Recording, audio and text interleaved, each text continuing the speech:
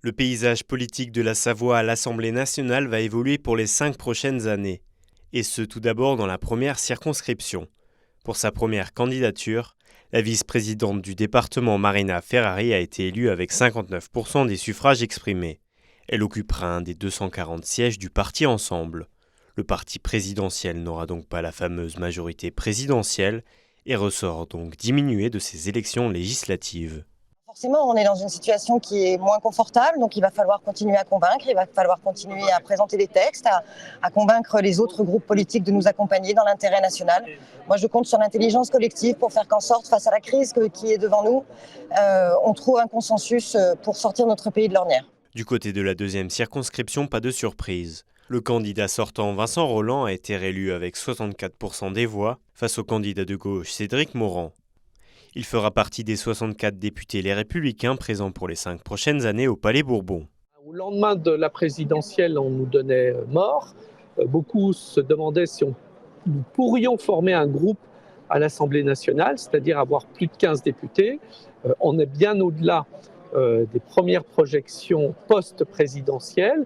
Et aujourd'hui, les Républicains est sans doute un groupe charnière avec lequel il faudra travailler et compter.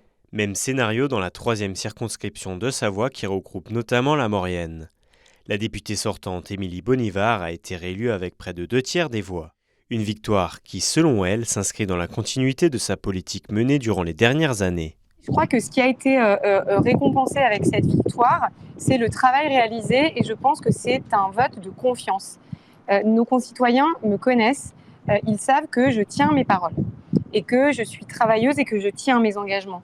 On n'est pas toujours d'accord, mais je leur rends toujours compte des raisons pour lesquelles je vote de telle ou telle manière un texte. La véritable surprise de la soirée nous vient tout droit de la 4e et dernière circonscription.